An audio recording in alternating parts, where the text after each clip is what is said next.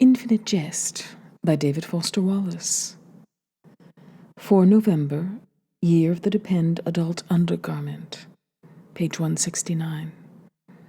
From Cambridge's Latinate Inman Square, Michael Pemulis, nobody's fool at all, rides one necessary bus to Central Square, and then an unnecessary bus to Davis Square, and a train back to Central.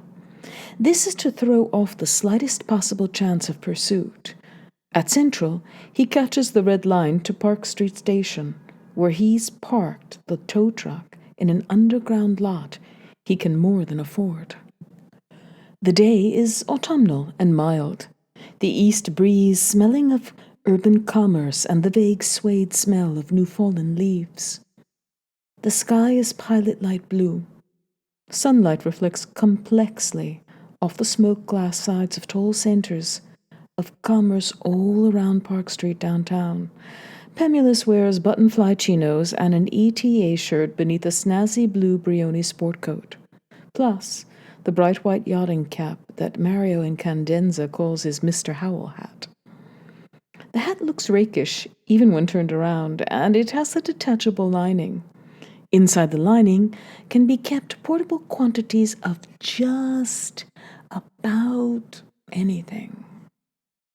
Having indulged in 150 milligrams of very mild Dreens post-transaction, wearing also grey and blue saddle Oxfords without socks, it's such a mild autumn day. The streets literally bustle. Vendors with carts instead of tubs sell hot pretzels and tonics. And those underboiled franks Pemulis likes to have them put the works on. You can see the State House and Common and Courthouse and public gardens. And beyond all that, the cool, smooth facades of Back Bay brownstones. The echoes in the underground Park Place garage, park, are pleasantly complex. Traffic westward on Commonwealth Avenue is light, meaning things can move, all the way through Kenmore Square and past Boston U, and up the long, slow hill into Alston and Enfield. When Tavis and Stitt and the players and ground crew and Testar and ATHSCME teams inflate the all-weather lung for the winter over courts 16 to 32, the domed lung's nacelle is visible against the horizon all the way down by the Brighton Avenue, Calm Avenue split in Lower Alston. The incredibly potent DMZ is apparently classed as a para-methyloxated amphetamine, but really, it looks to Pemulis from his slow and tortured survey of the Medcom's monographs, more like something similar to the anticholinergic deliriant class, way more powerful than mescaline or MDA or DMA or TMA or MDMA or DOM or STP or IV ingestible DMT or ololoquy or Datora's scopolamine or fluothane or bufotenine, aka Jackie O, or ebene or psilocybin or Silert 56, DMZ resembling chemically some miscegenation of a lysergic with a muscimoloid, but significantly different from LSD 25 in that its effects are less visual and spatially cerebral and more like temporally cerebral and almost ontological, with some sort of manipulated phenylkylamine-like speediness whereby the ingester perceives his relation to the ordinary flow of time as radically and euphorically, is where the musical affective resemblance shows its head, altered. The incredibly potent DMZ is synthesized from a derivative of Fidavie, an obscure mold that grows only on other molds, by the same ambivalently lucky chemist at Sandoz Pharmaceuticals, who'd first stumbled on LSD as a relatively ephebic and clueless organic chemist while futzing around with ergodic fungi on rye.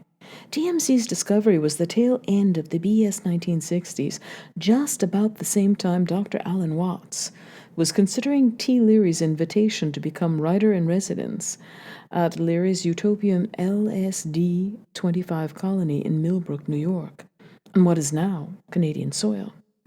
A substance even just the accidental synthesis of which sent the Sandoz chemist into early retirement and serious unblinking wall-watching. The incredibly potent DMZ has a popular lay chemical underground reputation as the single grimmest thing ever conceived in a tube. It is also now the hardest recreational compound to acquire in North America after raw Vietnamese opium, which, forget it. DMZ is sometimes also referred to in some metro Boston chemical circles as Madam Psychosis, after a popular very early morning cult radio personality on MIT's student-run radio station WYYY-109, largest whole prime on the FM band, which Mario Incandenza, Andy T.A. Stats Weenie, and Sketchin Game Master Otis P. Lord listened to almost religiously. The day shift Enid House kid at the booth who raises the portcullis to let him onto the grounds had a couple times in October approached Pemulis about a potential transaction. Pemulis has a rigid policy about not transacting with ETA employees who come up the hill from the halfway house, since some of them are at the place on court order, and knows for a fact they pull unscheduled urines all over the place down there. And types like the Enid House types are just the sorts of people Pemulis's talents let him get away with in terms of, social milieu and mixing and transacting. And his basic attitude with these low-rent employees is one of unfoolish discretion. And why tempt fate? The East Courts are empty and ball-strewn when Pemulis pulls in. Most of them are still at lunch. Pemulis, Trollsch, and Schacht. Triple room is in subdorm B, in the back north part of the second floor of West House, and super adjacent to the dining hall, from which, through the floor, Pemulis can hear voices and silverware, and can smell exactly what they're having. The first thing he does is boot up the phone console and try ink in Mario's room over in ComAd, where Hal is sitting in window light with the Riverside Hamlet he told Mario he'd read, and help with a conceptual film-type project based on part of his uncushioned captain's chair, partly under an old print of a detail from the minor and soft-core Alexandrian mosaic consummation of the Levirates, eating an Amino Pal energy bar, and reading very casually, the phone with its antenna already out lying ready on the arm of the chair, and the two folio-sized Barron's SAT prep guides, and a spine-shot copy of the BS 1937 Tilden on spin, and his keys on their neck chain lying on the Lindenstarn carpet by his shoe, waiting in a very casual posture. Hal deliberately waits till the audio console's third ring, like a girl at home on Saturday night. Hello. The turd emergeth. Pemulis's clear and digitally condensed voice on the line. Repeat.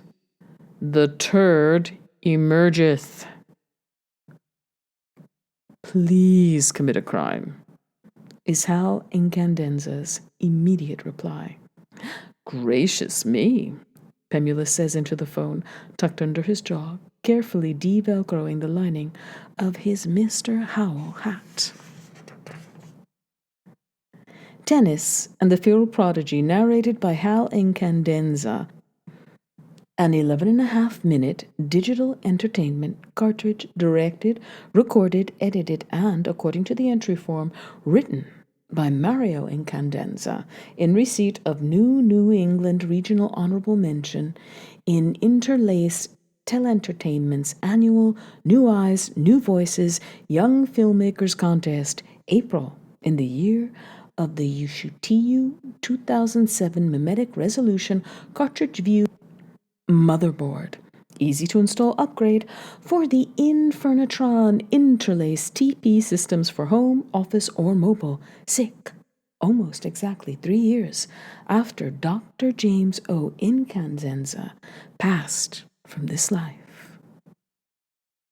Here is how to put on a big red tent of a shirt that has ETA across the chest in gray. Please ease carefully into your supporter and adjust the elastic straps so the straps do not bite into your butt and make bald ridges in your butt that everyone can see once you've sweated through your shorts. Here is how to wrap your torn ankle so tightly in its flesh-tone ace bandage your left leg feels like a log. Here's how to win later.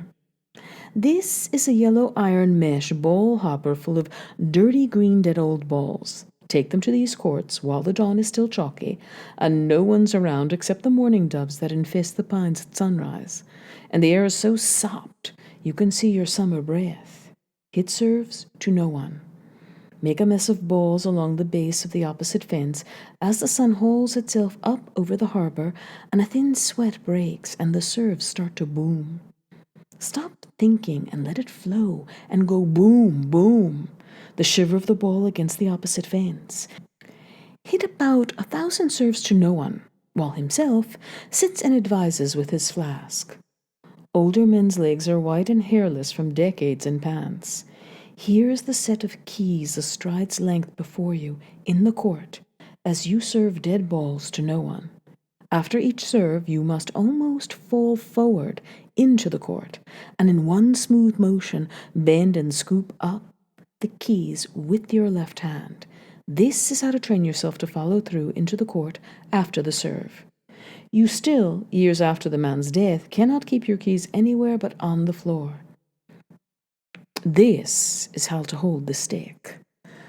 Learn to call the racket a stick. Everyone does here. It's a tradition. The stick, something so much an extension of you, deserves a sobriquet. Please, look. You'll be shown exactly once how to hold it. This is how to hold it, just like this. Forget all the Near Eastern slice, backhand grip, baffle gab. Just say hello is all. Just shake hands with the calfskin grip of the stick. This is how to hold it.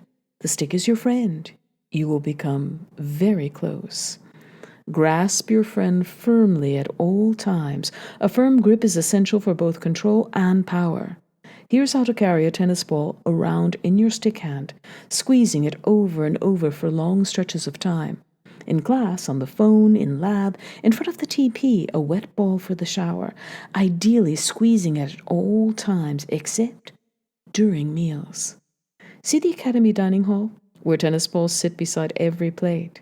Squeeze the tennis ball rhythmically month after year until you feel it no more than your heart squeezing blood, and your right forearm is 3 times the size of your left, and your arm looks from across a court like a gorilla's arm, or a stevedore's arms, pasted on the body of a child.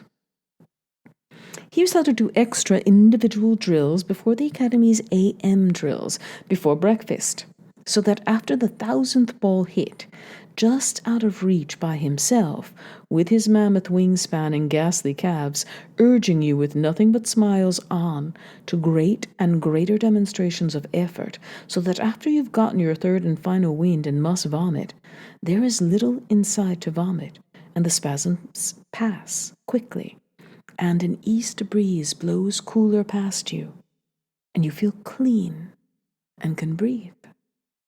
Here's how to don red and gray ETA sweats and squad jog a weekly 40 kilometers up and down urban Commonwealth Avenue, even though you would rather set your hair on fire than jog in a pack. Jogging is painful and pointless, but you are not in charge. Your brother gets to ride shotgun while a senile German blows BBs at your legs, both of them laughing and screaming, "Schnell!" Enfield is due east of the Marathon Hills of Heartbreak, which are just up Commonwealth past the reservoir in Newton. Urban jogging in a sweaty pack is tedious. Have himself hunched down to put a long, pale arm around your shoulders and tell you that his own father had told him that talent is a sort of dark gift, that talent is its own expectation. It is there from the start and either lived up to or lost. Have a father whose own father lost what was there. Have a father who lived up to his own promise and then found thing after thing to meet and surpass the expectations of his promise in, and didn't seem just a whole hell of a lot happier or tighter wrapped than his own failed father, leaving you, yourself, in a kind of feral and flux-ridden state with respect to talent.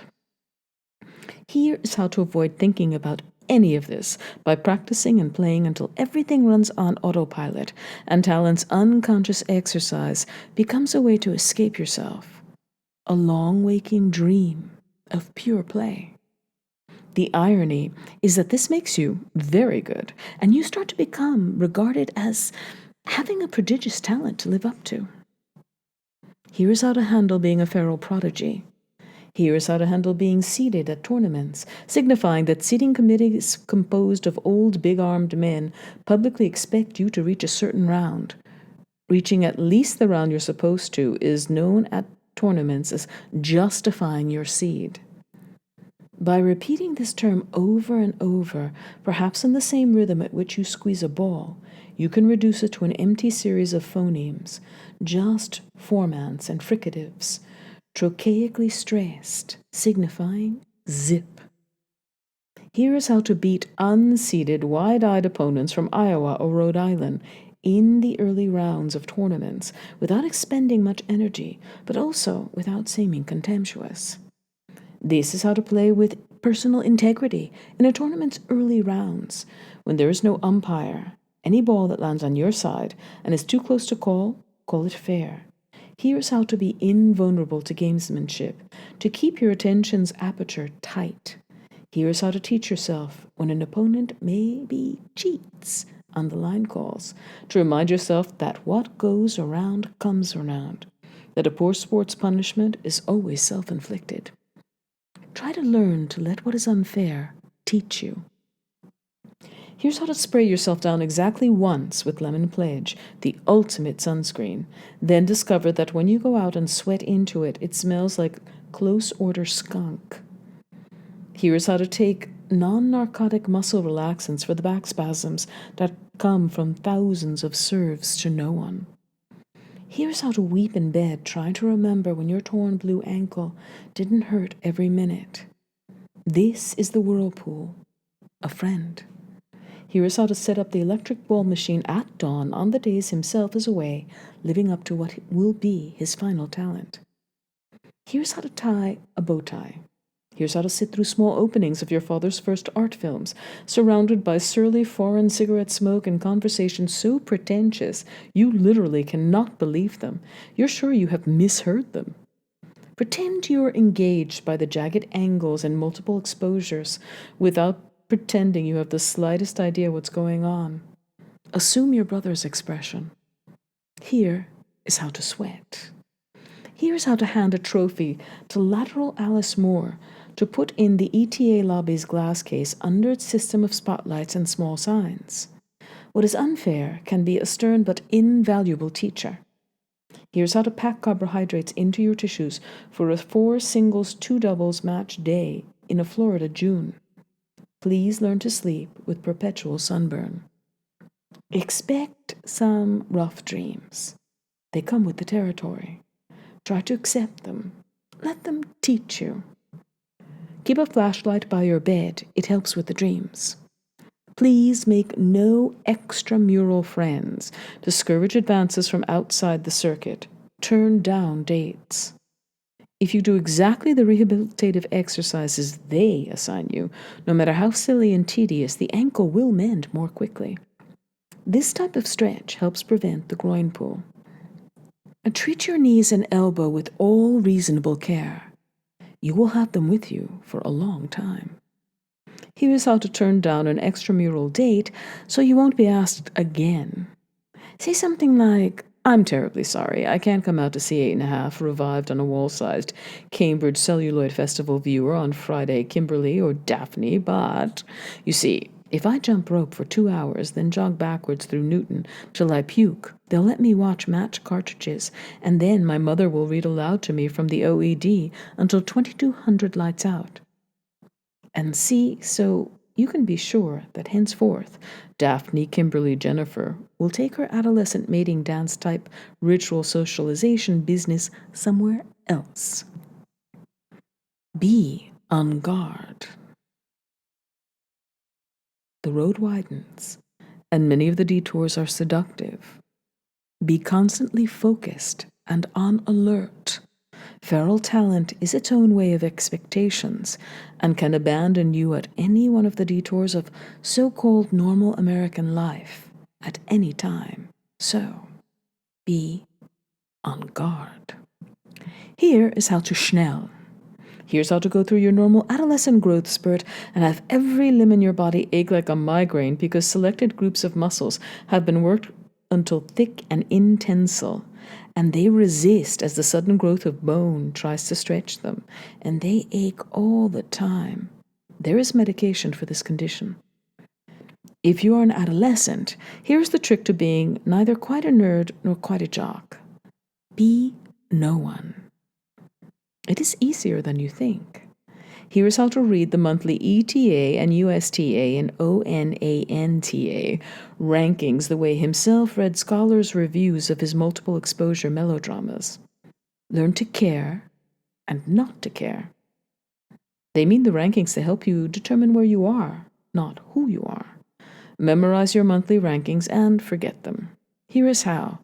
Never tell anyone where you are.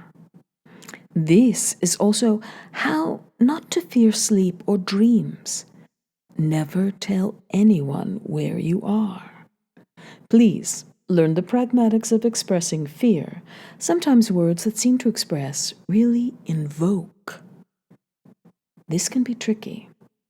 Here's how to get free sticks and strings and clothes and gear from Dunlop Incorporated, as long as you let them spray paint the distinctive Dunlop logo on your stick strings and sew logos on your shoulder and the left pocket of your shorts, and use a Dunlop gear bag, and you become a walking, lunging, sweating advertisement for Dunlop Inc. This is all as long as you keep justifying your seat and preserving your rank. The Dunlop Inc. New England Regional Athletic Rep will address you as our Grey Swan. He wears designer slacks and choking cologne and about twice a year wants to help you dress and has to be slapped like a gnat. Be a student of the game. Like most cliches of sport, this is profound. You can be shaped or you can be broken. There's not much in between. Try to learn. Be coachable. Try to learn from everybody, especially those who fail. This is hard. Peers who fizzle or blow up or fall down, run away, disappear from the monthly rankings, drop off the circuit. ETA peers waiting for Delint to knock quietly at their door and ask to chat. Opponents, it's all educational. How promising you are as a student of the game is a function of what you can pay attention to without running away. Nets and fences can be mirrors, and between the nets and fences, opponents are also mirrors. This is why the whole thing is scary. This is why all opponents are scary, and weaker opponents are especially scary. See yourself in your opponents.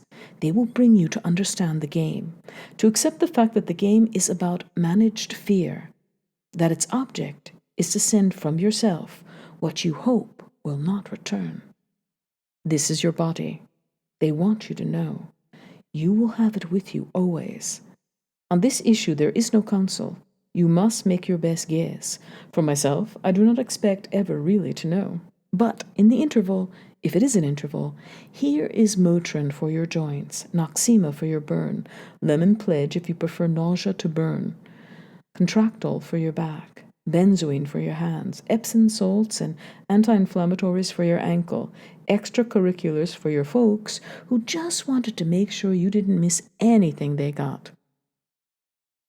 Selected transcripts of the resident interface drop-in hours of Ms. Patricia Montesian, M.A. CSAC, Executive Director, Enid House Drug and Alcohol Recovery House, Sink, Enfield, Massachusetts, 1300 to 1500 hours, Wednesday, 4 November, Year of the Depend, Adult Undergarment. But There's this way he drums his fingers on the table, not even like really drumming, more like in way between drumming and like this scratching, picking, the way you see somebody picking a dead skin and without any kind of rhythm. See? Constant and never stopping, but with no kind of rhythm you could grab onto and follow and stand totally like whacked. Insane. Like the kind of sounds you can imagine a girl hears in her head right before she kills her whole family because somebody took the last bit of peanut butter or something. You know what I'm saying? The sound of the fucking mind coming apart. You know what I'm saying? So, yeah, yes, okay. The short answer is he wouldn't quit with the drumming at supper. I sort of poked him with my fork. Sort of. I could see how maybe somebody could have thought I sort of stabbed him. I offered to get the fork out, though. Let me just say, I'm ready to make amends at like any time for my part in it. I'm owning my part in it, is what I'm saying. Can I ask, am I going to get restricted for this? Because I have this overnight tomorrow that Gene, he approved already in the overnight log, if you want to look. But I'm not trying to get out of owning my part, like, of the occurrence. If my higher power, who I choose to call God, works through you, saying I've got some kind of a punishment due, I won't try to get out of a punishment. If I've got one due, I just wanted to ask, did I mention I'm grateful to be here? I'm not denying anything. I'm simply asking you to define alcoholic. How can you ask me to attribute to myself a given term if you refuse to define the term's meaning? I've been a reasonably successful personal injury attorney for 16 years, and except for that one ridiculous so-called seizure at the Bar Association dinner this spring and that clot of a judge banning me from his courtroom, let me just say that I can support my contention that the man masturbates under his robe behind the bench with detailed corroboration from both colleagues and circuit court laundry personnel. With the exception of less than a handful of incidents, I've held my liquor and my head as high as many a taller advocate. Believe you me. How old are you, young lady? I am not in denial, so to speak, about anything empirical and objective. Am I having pancreas problems? Yes. Do I have trouble recalling certain intervals in the Kemp and Limbaugh administrations? No contest. Is there a spot of domestic turbulence surrounding my intake? Why, yes, there is. Did I experience, yes, some formication and detox? I did. I have no problem forthrightly admitting things I can grasp. Formicate with an M. Yes. But what is this you demand I admit? It is denial to delay signature until the vocabulary of the contract is clear to all parties to bound? Yes, you don't follow what I mean here. Good. And you're reluctant to proceed without clarification. I rest. I cannot deny what I don't understand. This is my position. So, I'm sitting there, waiting for my meatloaf to cool, and suddenly there's a simply sphincter-loosening shriek. And here's Nell in the air, with a steak fork, positively aloft, leaping across the table, in flight, horizontal. I mean, Pat, the girl's body is literally parallel to the surface of the table, hurling herself at me with this upraised fork, shrieking something about the sound of peanut butter. I mean, my God, Gately and Deal had to pull the fork out of my hand and the tabletop both. To give you an idea of the savagery, don't even ask about the pain. Let's don't even get into that. I assure you, they offered me Percocet at the emergency room is all I'll say about the levels of pain involved. I told them I was in recovery and powerless over narcotics of any sort.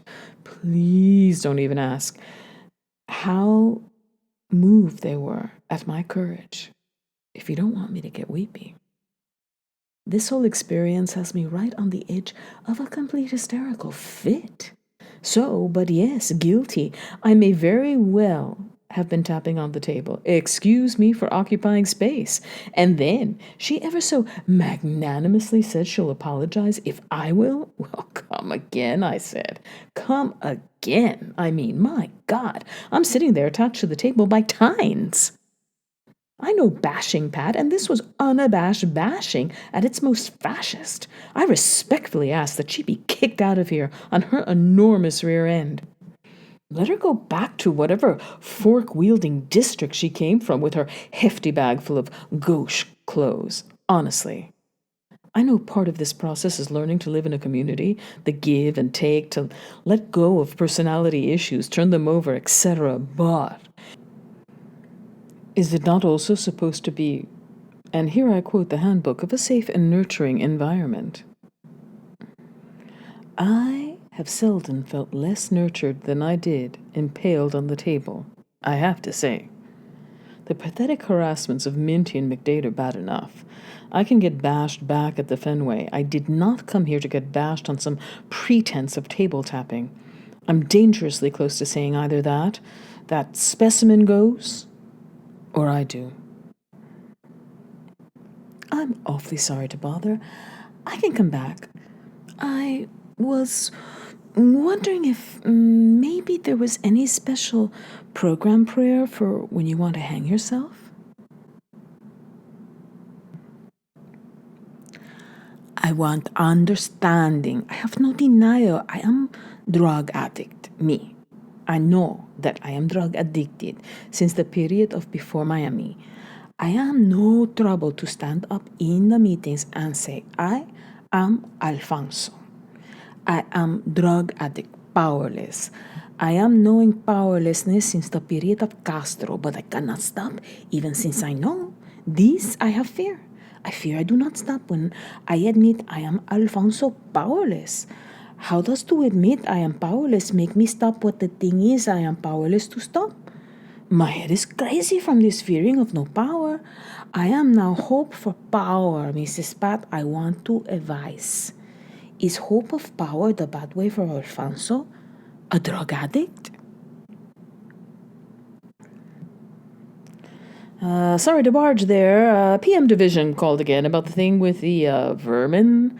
The word was ultimatum, that they said.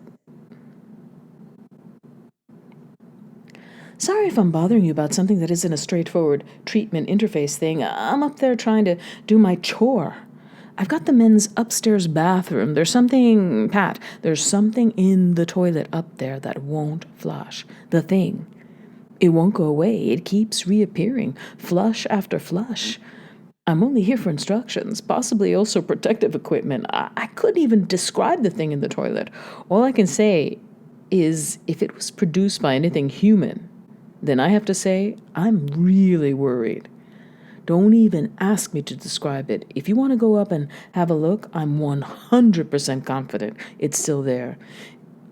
It's made it real clear it's not going anywhere. Alls I know is I put a Hunt's pudding cup in the resident fridge like I'm supposed to at 1300 and die, and at 1430 I come down all primed for pudding that I paid for myself, and it's not there.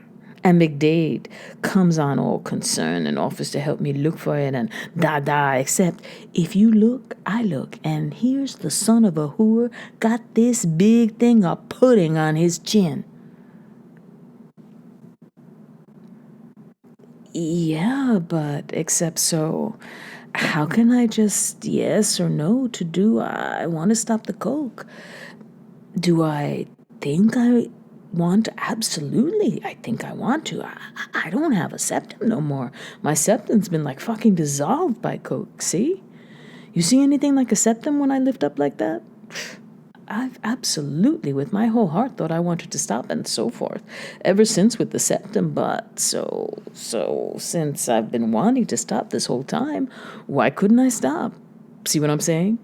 It isn't all about wanting to and so on and so forth, isn't it?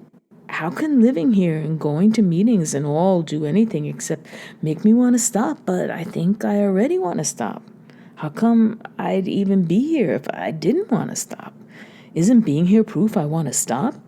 But then, so how come I can't stop if I want to stop? This is the thing. This kid had a hair lip where it goes like, but his went way up, further up. He sold bad speed, but good pot. He said he'd cover our part of the rent if we kept his snake supplied with mice. We were smoking up all our cash, so what's to do? They ate mice. We had to go into pet stores and pretend to be real heavily into mice. Snakes. He kept snakes. Juicy. They smell bad. He never cleaned the tanks. His lip covered his nose, the hair lip. I guess he couldn't smell what they smelled like, or something would have got done. He had a thing for Mildred, my girlfriend. I don't know. She probably had a problem too. I don't know. He had a thing for her. He kept saying shit like with all these th. He'd go, "Tho, you want to fuck me, Mildred, or what? We don't have to eat each other or nothing." He'd say shit like this with me right there, dropping mice into these tanks, holding my breath. The mice had to be alive, all in this god-awful voice, like somebody's holding their nose and can't say yes. He didn't wash his hair for 2 years. We had like an in-joke on how long he wouldn't wash his hair, and we'd make X's on the calendar every week. We had a lot of these in-type jokes to help us stand it. We were wasted, I'd say, 90% of the time. 9-0. But he never did the whole time we were there. Wash. When she said we had to leave or she was taking off and taking Harriet was when she said when I was at work, he started telling her how to have sex with a chicken. He said he had sex with the chickens. It was a trailer out past the dumpster dock in the spur, and he kept a couple of chickens under it. No wonder they ran like hell when anybody came. He'd been sexually abusing fowls. He kept talking to her about it with all the like you have to like scooth them on, but when you come, they just thought to fly off of you. She said she drew the line. We left and went to Pine Street Shelter, and she stayed there for a while till this guy with the hat said he had a ranch in New Jersey, and off she goes, and with Harriet. Harriet's our daughter. She's going to be 3. She says it's free, though. I doubt now the kid will ever say a single fuck her whole life. And I don't even know where in New Jersey. Does New Jersey even have ranches? I'd been in school with her since grade school. Mildred. We were like childhood sweethearts. And then, this guy who got her old cot at the shelter, I got lice from. He moves into her cot, and then I started to get lice. I was still trying to deliver ice to machines at gas stations. Who wouldn't have to get high just to stand it? So, this purports to be a disease? Alcoholism? A disease like a cold? Or like cancer? I have to tell you, I have never heard of anyone being told to pray for relief from cancer. Outside maybe certain very rural parts of the American South, that is. So, what is this? You're ordering me to pray because I allegedly have a disease. I dismantle my life and career and enter 9 months of low-income treatment for a disease, and I'm prescribed prayer? Does the word retrograde signify? Am I in a socio-historical era I don't know about? What exactly is the story here? Fine. Just completely fine. No problem at all. Happy to be here. Feeling better. Sleeping better. Love the chow. In a word, couldn't be finer. The grinding? The tooth grinding? A tick. A jaw strengthener. Expression of all-around fineness. Likewise, the thing with the eyelid.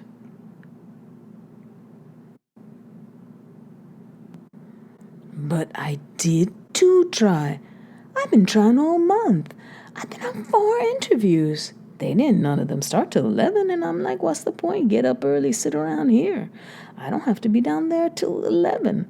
I filled out applications every day. Where am I supposed to go? You can't kick me out just for the month. They don't call me back if I'm trying. It's not my fault.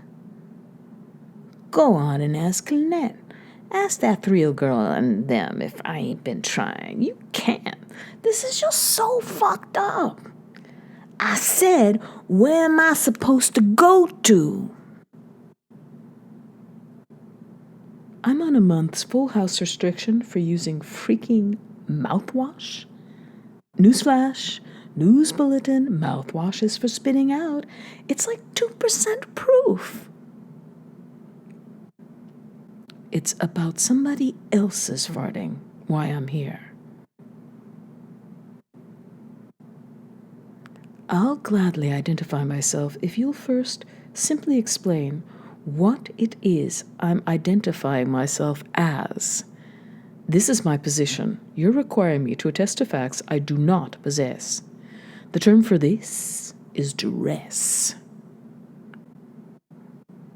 So, my offense is what? Misdemeanor gargling? I'll come back when you're free. It's back. For a second time there, I had hope. Then, there it was again. First, just let me say one thing.